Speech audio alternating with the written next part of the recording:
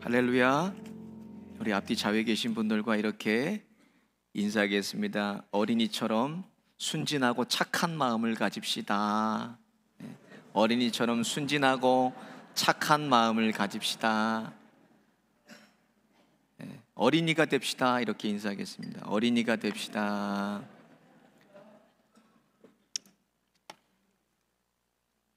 천국의 심판대 앞에 많은 사람들이 서 있었다 그래요.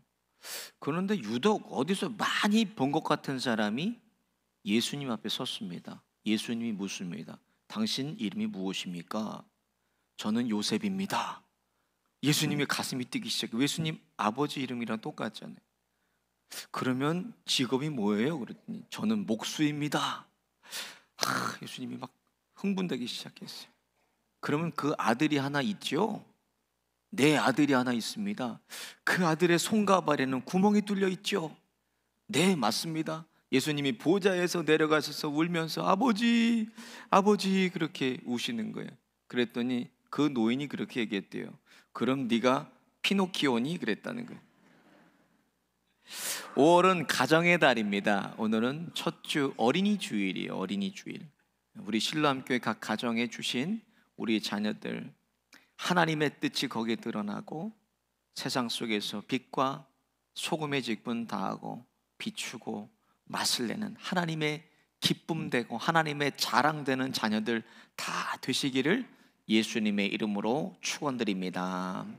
5월 한 달 동안 창조 질서를 회복하는 가정이라는 시리즈로 하나님 말씀 증거하겠습니다. 오늘 첫 시간은 자녀라는 제목으로 하나님 말씀 증거하겠습니다.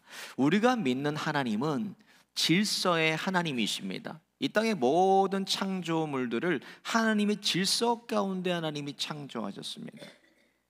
그런데 우리가 살고 있는 이 시대는 질서가 무너진 시대에 우리가 살아가고 있다는 거예요. 국가를 봐도 국가의 질서가 다 전반적으로 무너져 있고, 학교에 가도 교권이 무너져 있고, 가정에 가도 아버지의 권위들이 다 무너져 있고, 교회에 와도 교회의 질서들이 무너져 있고, 우리가 사는 세상은 어디를 가도 질서가 무너진 것을 우리가 쉽게 찾아볼 수가 있다는 거예요. 여러분, 질서가 무엇입니까? 사람이 세운, 또 국가가 세운, 더불어 세운 그것을 우리가 무너뜨리고 그것을 넘어설 때를 우리가 질서를 깼다고 그러고 질서가 무너졌다 그래요. 너무나 쉽게 질서들이 다 무너져 있어요. 지켜야 될 도리와 선을 다 넘어서 버린 거예요, 우리가. 특별히 오늘 본문 말씀은 세상의 질서뿐만이 아니라 영적인 질서가 무너진 시대에 말씀하고 있어요. 그 영적인 시대, 질서가 무너진 시대를 뭐라 그러나 사사시대라고 그래요. 사사시대. 사사시대에 그 시대가 어떤 상황인가를 성경에 반복되는 구절이 있어요. 사사기 21장 25절입니다. 같이 한번 보겠습니다. 시작.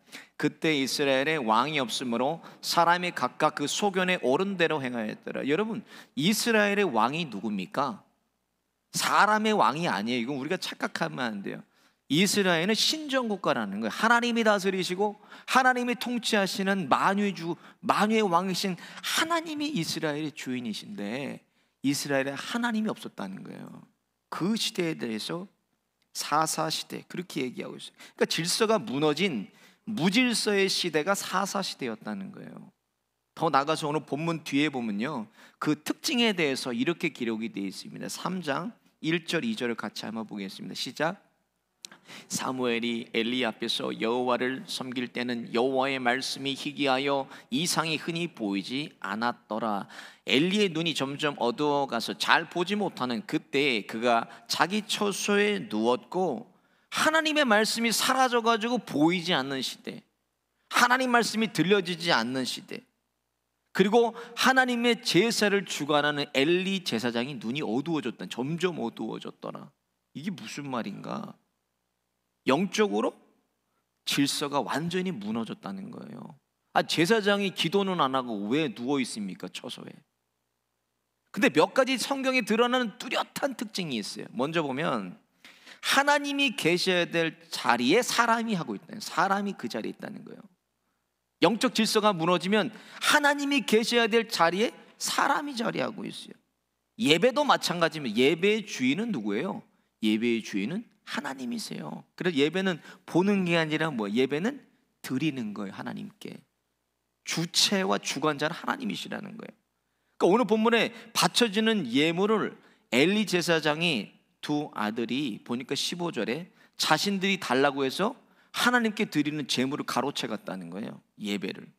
하나님 받으실 영광을 가로채 갔다는 거예요. 여러분, 이게 교만입니다. 하나님이 받으셔야 될 예배를 사람이 받고 있고 하나님이 받으셔야 될 영광을 사람이 받고 있고, 이게 교만이에요. 근데 또 다른 특징이 무엇인가? 영적인 질서가 무너지면요, 하나님 말씀이 안 들려요. 내 귀에. 관계가 다 깨져버리는 거예요. 하나님과의 관계가. 그럼 아무리 들어도 말씀이 안 들리니까 내 영혼이 피폐해져 갑니다. 영혼이 죽어가는 거예요. 생명이 말씀인데 말씀이 생명 아닙니까? 그것이 날마다 나에게 공급돼야 내가 사는 건데 말씀의 공급이 차단이 됐다는 거예요. 그러니까 뭘 해야 되나? 혹여나 내 귀에 하나님 말씀이 들려지지 않으면 말씀이 들려지도록 몸부리치면서 여러분 기도해야 돼요. 말씀을 듣는 길을 열어달라. 그래야 내 영혼이 살 거 아닙니까 여러분? 내 영혼이 죽어가는데. 근데요, 가장 안타까운 것은요, 제사장은 누구예요? 오늘날 목사. 근데 성경을 봐도 유일하게 앉아있다가 앉아서 끝난 사람이 누구예요? 엘리입니다. 엘리. 성경 어디에도 엘리 제사장이 하나님께 예배했다, 기도했다는 기록이 없어요. 앉아있다가 앉아서 끝나요. 아들이 죽은 거, 전사한 것을 앉아있다가 듣고 의자에서 떨어져서 목이 부러져서 죽습니다. 그런 아버지에게 두 아들이 어떤 신앙교육을 받았겠냐는 거예요. 저런 아버지한테. 오늘 본문은 두 가정의 신앙교육에 대해서 아주 명확하게 드러나 있어요. 하나님의 자녀의 신앙교육과 망하는 자녀의 신앙교육이 오늘 본문에 그대로 드러나 있어요.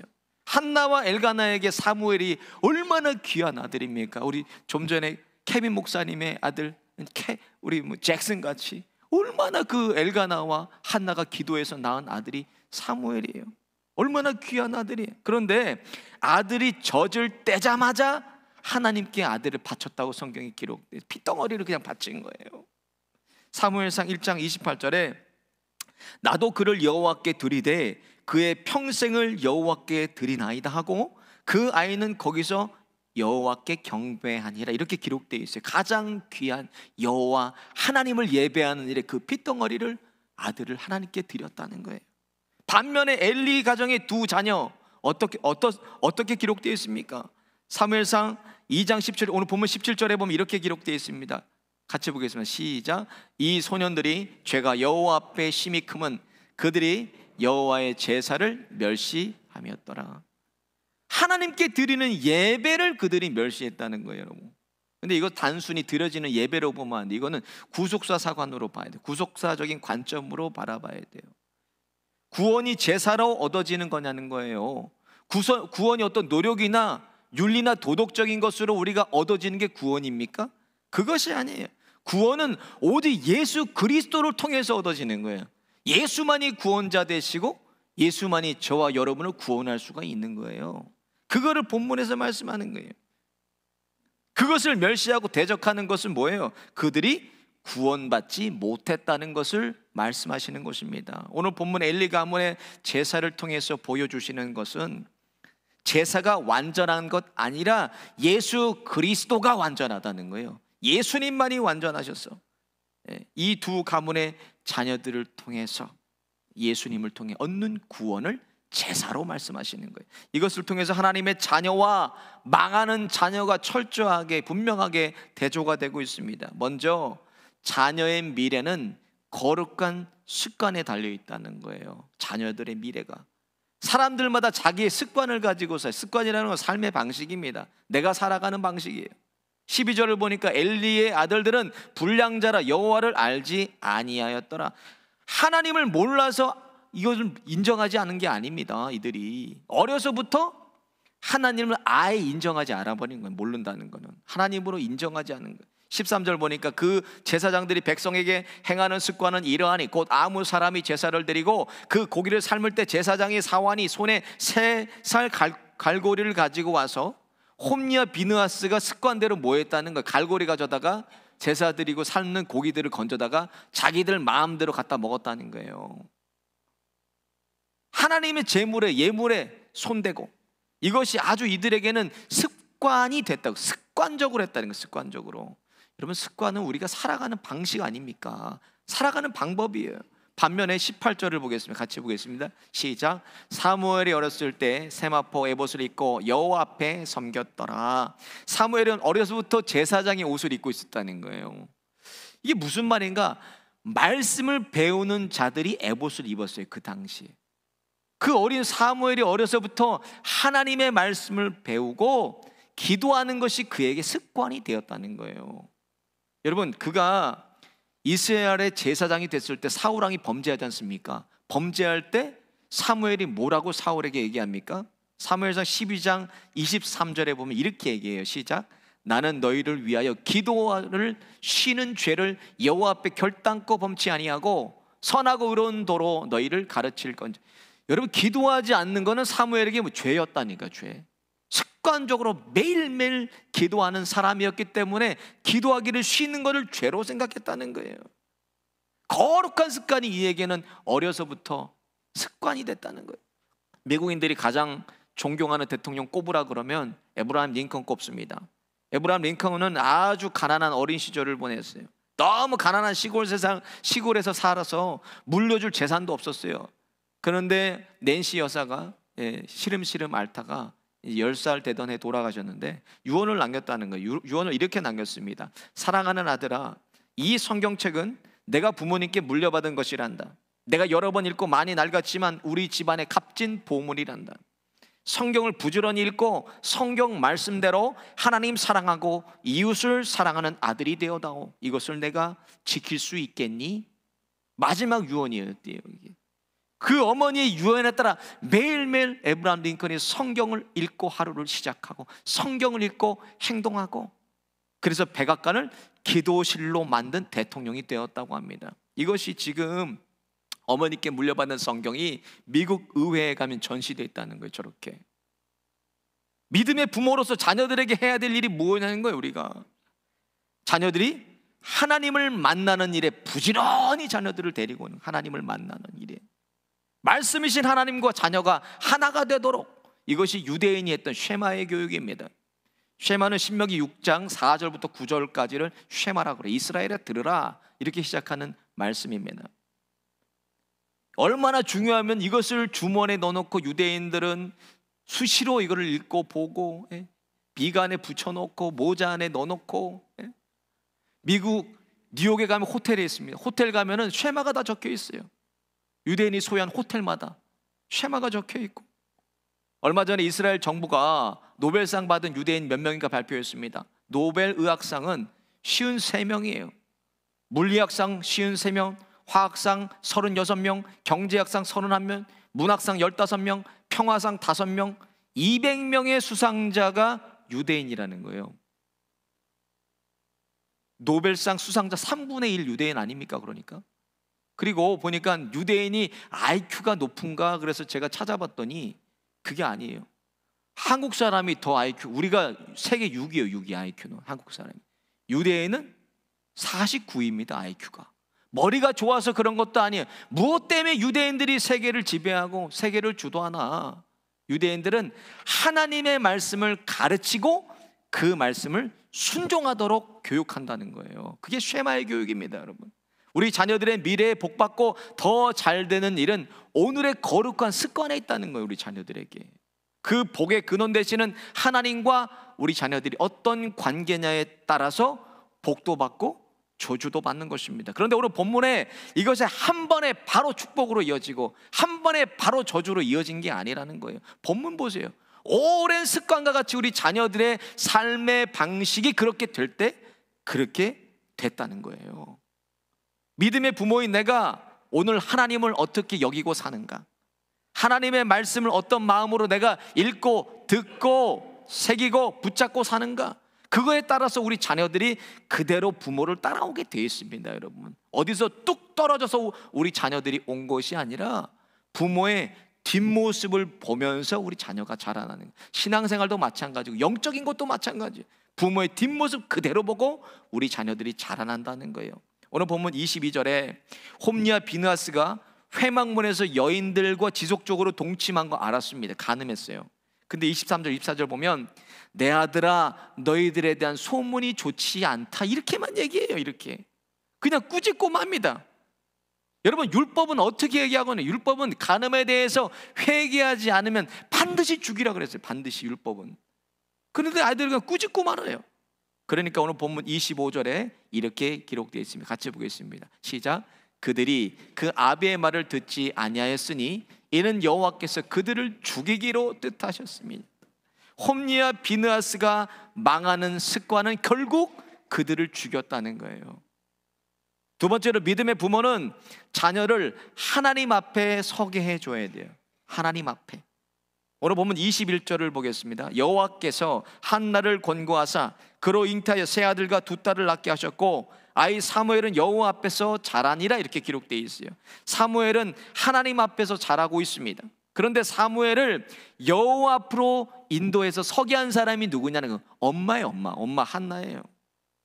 특별히 여호와 앞에서 자랐다는 것은 사무엘이 가지고 있는 의식을 얘기해. 어떤 생각을 가지고 그가 사는가, 어떤 생각을 가지고 살았다는 거예요. 사무엘은 신전 의식을 가지고 살았어요. 내가 지금 하나님 앞에 서 있다, 그런 생각을, 의식을 가지고 살았다는 거예요. 요즘 아이들이 너무 바쁩니다.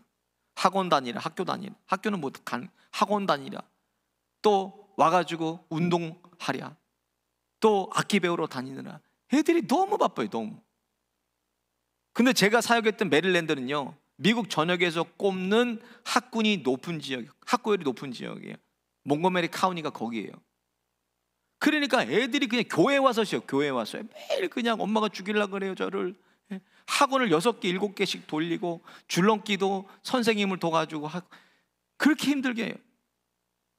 근데 아이들에게 늘 교육 목사 할 때 아이들에게 그래도 신앙을 심어주고 믿음으로 살라고 애들을 권면하고 애쓰도록 했습니다. 지도했어요. 하루는 학부형한테 전화가 왔어요. 목사님, 우리 아이가 학교에서 대학교 투어하는 거 있어서 몇백 불 냈는데 얘가 주일이 껴서 안 간다는 거예요. 돈 아까워 죽겠으니까. 목사님, 우리 애 좀 가라고 얘기해요. 목사님 말 잘 들으니까 저보고 설득을 하라는 거예요. 가라고.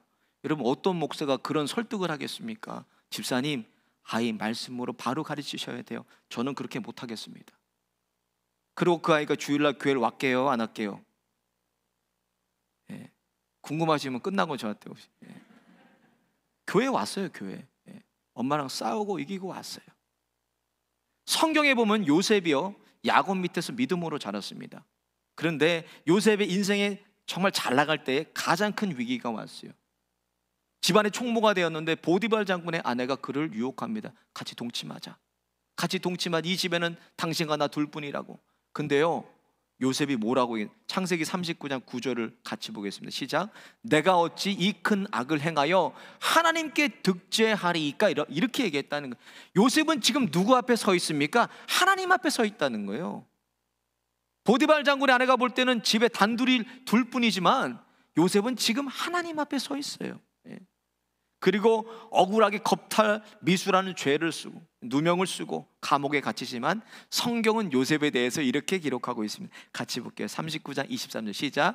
이는 여호와께서 요셉과 함께 하심이라 여호와께서 그의 범사에 형통케 하셨더라. 아멘. 믿음의 부모가 해야 될 일, 자녀를 하나님 앞으로 인도하는 일이에요. 하나님 앞에 우리 자녀가 서게 하는 일이에요. 그러다 보면 하나님이 우리 자녀를 붙잡아 주시고 우리 자녀의 길을 하나님이 인도해 가신다는 거예요. 우리가 어떻게 자녀를 인도할 수가 있겠어요? 부모가 무엇을 할 수 있겠습니까? 하나님이 우리 자녀를 붙잡아 주시고 하나님이 우리 자녀를 인도해 주셔야 돼요. 부모가 할 수 있는 거 없어요. 반면에 자녀를 망하게 하는 특징은 뭐예요? 자녀를 늘 사람 앞에만 서게 했다는 거예요. 오늘 본문 보니까 사람만 의식하고 살아가요. 그러니까 하나님을 무시하고 살아가는 거예요. 오늘 본문에 홈리와 비느하스를 보면 13절부터 여러분 쭉 읽어보세요. 17절까지 그 아들들의 이야기가 기록되어 있는데 한 번도 그들이 하나님 앞에 서 있고 하나님을 의식했다고 하는 기록이 없습니다. 하나님의 정하신 율법도 무시하고 하나님께 드리는 제사도 무시하고 하나님을 무시하면서 살았어요. 이것은 율법을 범한 게 아니라 하나님을 무시하고 산 거예요. 그래서 17절에 이렇게 기록되어 있습니다. 이 소년들의 죄가 여호와 앞에 심히 크면 그들이 여호와의 제사를 멸시함이었더라. 제가 목사로서 이 말씀을 준비하면서 여러 번 울었어요. 어떻게 목회자 자녀들이 이렇게 자랐을까? 어린이 주일 먼저 믿음의 부모들은 우리의 우선순위를 점검해 봐야 돼요. 내 인생에 뭐를 내가 우선순위로 놓고 사는가, 이거를 점검해야 돼요. 그리고 우리 자녀들을 영원히 살릴 수 있는 거룩한 습관을 내가 어떻게 들여주고 있는지를 살펴봐야 돼요. 하나님이 우리 자녀의 주인 되어 주셔서 말씀으로 자녀를 붙잡아 주시고, 내가 원하는 부모의 꿈을 이루는 것이 아니라 하나님의 꿈을 이루고 하나님의 뜻을 이루는 그런 자녀들 다 되시기를 예수님의 이름으로 축원드립니다. 오늘 말씀 생각하시면서 함께 찬양하고 기도하겠습니다.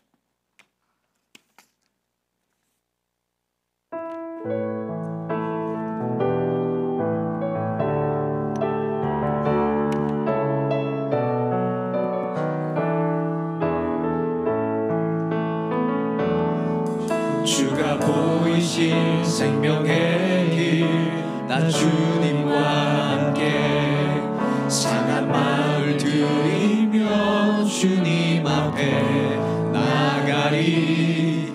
나의 의로움이 되신 주 그 이름 예수, 나의 길이 되신 이름 예수. 나의 길 오직 그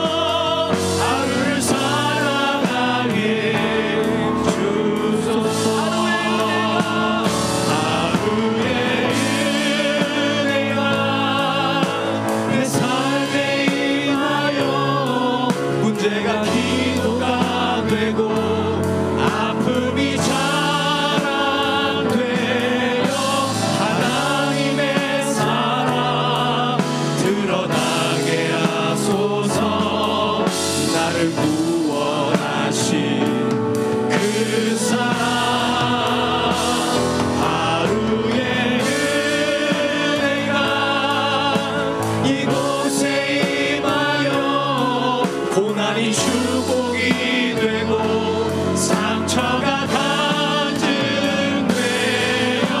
영원하신 사랑 신뢰하게 하소서. 하루를 살아가니 주소서. 하루를 살아가니 하루를 살아가니 주소서. 말씀 생각하시면서 함께 기도하겠습니다. 하나님, 우리 자녀들의 길을 아시는 하나님 아버지, 믿음의 연단을 통해서 하나님의 때 우리 자녀들 정금같이 나오게 하여 주시고, 믿음의 부모 통해서 자녀들을 생명의 길로 하나님께 인도하는 거룩한 습관을 들이게 하여 주옵소서. 가정의 달 하나님 자녀들에게 은혜를 베풀어 주셨어. 가정의 문제들이 기도가 되게 하여 주시고, 가정의 문제가 자랑되게 하여 주시고, 고난이 축복이 되고 가정의 상처가 간증이 되는 은혜로 각 가정을 회복시켜 주옵소서. 주여 한번 부르짖고 함께 기도하겠습니다. 주여